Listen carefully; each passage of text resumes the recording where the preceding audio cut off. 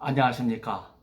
예수님의 토라 광야 시험 이야기를 전염병과 동성애에 적용하는 두 번째 시간입니다. 오늘은 인간은 모방과 감정에 이끌리지만 예수님께서는 성령의 능력으로 광야 시험을 이기신 내용을 여러분들과 함께 묵상하도록 하겠습니다. 우한 급상 폐렴이 모든 일상을 바꾸어 놓았습니다. 동성애도 인권이라는 이름으로 비정상의 억지를 부리는 시대가 되었습니다. 동성애와 전염병의 욕망이 광야와 같은 세상에서 굶주린다고, 시험을 받는다고 사라지겠습니까? 인간의 욕망과 탐욕은 죽어야 산다 하는 말이 있을 정도로 집요합니다. 코로나만 전염병이 아닙니다. 동성애도 전염력이 강한 시험입니다. 동성애와 관련해서 아리스토텔레스가 쓴 인류 최초의 문해 비평인 시학은 무네메시스인 모방과 카타르시스인 감정을 통해서 그리스 신화를 평가하는 위대한 작품입니다. 동성애는 선천적인 것이 아닙니다. 에로스가 보여주는 것처럼 후천적 모방입니다.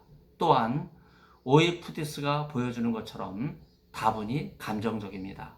그렇다면 어떻게 동성애와 전염병이 주는 시험을 이길 수 있겠습니까? 예수님의 수세 사건으로 하나님의 위대한 구원의 역사가 나자라 예수님께서 바로 시작되는 이 공성애, 그러나 안타깝게도 광야 시험으로 바로 시작이 되죠. 바로 예수님의 토라가 지닌 내러티브의 놀라운 상상력이 이 수세 사건과 광야 시험 사건으로 이어지는데, 곧바로 예수님께서 요단강에서 돌아와 유대 광야에서 시험을 받으신 사건은 다소 연결이 되지 않는 그런 내용으로 우리를 놀랍게 합니다. 광야 시험은 예수님에게 무엇을 의미합니까? 시험이라는 단어는 유혹이라는 단어와 우리말은 구분이 되지만은 헬라어에 있어서는 똑같은 단어입니다. 어찌 하나님의 아들로 오신 예수님께서 공성애를 시작하시자마자 유대 광야로 가셔서 마귀에게 시험을 받으신다 하는 말입니까? 인간은 모방과 감정에 이끌리죠. 시험을 받지만은 예수님께서는 성령의 능력으로 시험을 이기셨습니다. 나자렛 예수님께서 마귀에게 광야 시험에서 예수님의 토라는 이 시험 이야기라는 형식을 통해서 그 이야기를 전합니다. 40일 동안 아무것도 잡수지 못하고 줄이셨다 하는 처절한 인간의 상황입니다. 귀에서 마귀라고 언급된 것과는 달리 후대의 예수님의 토라를 유대인에게 전한 마태복음은 회방자요, 반대자라고 하는 뜻으로 히브리어 사탄이라고 음차해서 사용하게 되는데, 보다 강력하게 예수님을 적대시하는 세력, 바로 사탄을 마귀로 표현하고 있습니다. 동성애는 가정을 창조하신 하나님의 섭리를 파괴하는 사탄의 적대적인 행동입니다.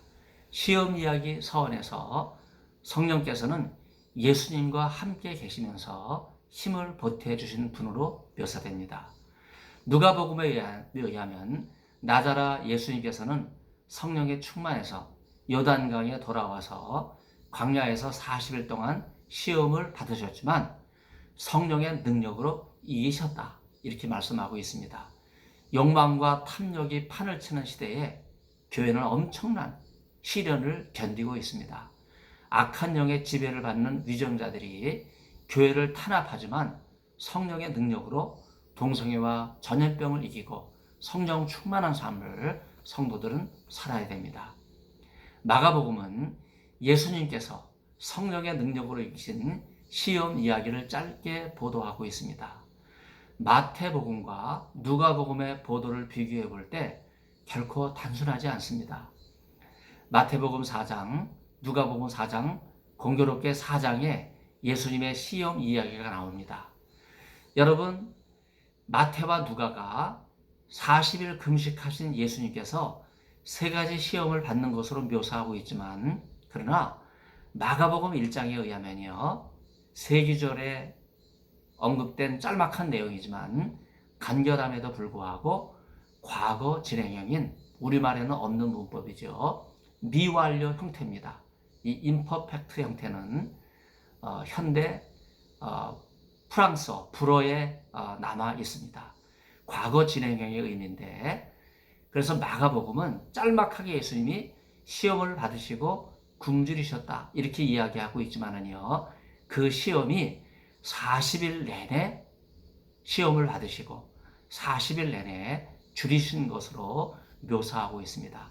이 점에서 마가는요, 예수님의 시험 강도가 40일 금식 이후에 단 3번의 시험을 받으신 마태와 누가복음의 보도를 넘어서 40일 금식 기간 내내 시험을 받으신 사건을 강조하면서 40일 내내 줄이신 것을 표현하면서 시험의 강도가 강렬한 것을 보여주고 있습니다. 마가복음은 인간의 모습으로 오신 예수님께서 결코 감당하기 어려운 지독한 시험을 받으셨다고 하는 사실을 강조하고 있다고 하는 점에서 마태복음과 누가복음의 기록보다 그 강도가 강렬합니다. 동성애의 욕망과 전염병이 주는 탐욕, 이 시험은요, 가정의 질서와 교회의 기초를 무너뜨리는 악한 사탄의 세력입니다. 흔히 40일 금식 기도하는 이들을 자세히 살펴보면 소금 탄 물을 지속적으로 마십니다. 어떤 이들은 몰래 미숫가루를 타서 먹기도 하지요. 그러나 나자라 예수님께서 하신 금식은 이런 속임수, 사람들에게 보이려고 하는 자기 자랑, 이런 금식과는 근본적으로 다릅니다. 아무것도 먹지 않으셨다 하는 이러한 시험 이야기의 보도는 예수님의 토라가 지닌 시험 이야기의 극단적인 상황을 묘사하고 있습니다. 물 한 모금도 마시지 않은 것입니다. 생명까지도 전적으로 하나님께 맡기신 것인데, 과연 우리는 예수님의 제자라고 하면서 이 광야와 같은 세상에서 하나님께 맡긴 것이 도대체 무엇인가? 말로는 맡긴다고 하면서 실제로는 모든 것을 움켜쥐고 욕망과 탐욕을 마음껏 누리는 인간, 과연 이 성물이 아닌가 하는 생각을 하게 됩니다.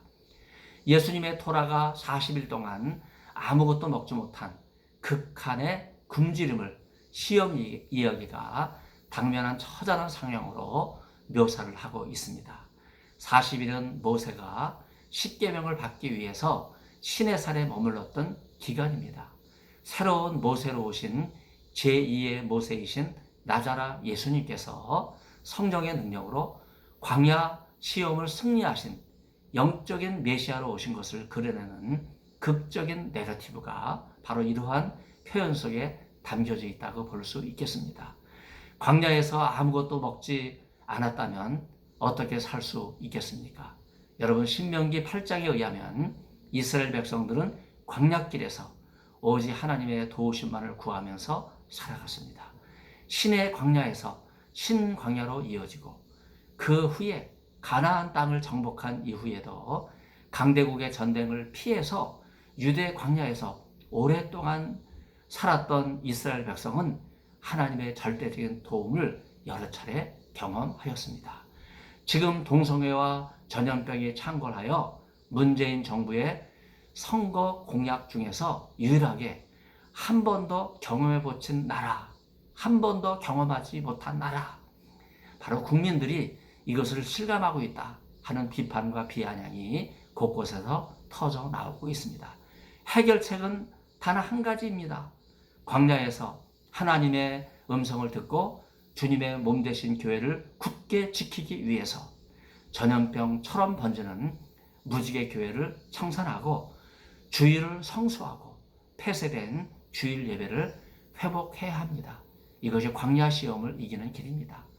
전염병이 전 세계에 확진돼서 격리와 교회 방역 조치 강화로 주일 예배가 폐쇄되는가 하면 소모임과 식탁 교제를 정부가 금지해서 신앙의 자유를 현격하게 침해하고 있습니다.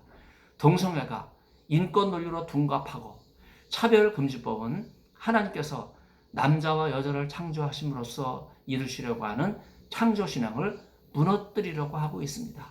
이것은 헌법이 보장한 신앙의 자유를 침해하는 것으로 예수님께서 광야에서 시험을 받으신 것과 똑같은 상황이 광야교회와 같은 현대교회에 밀려온 것입니다.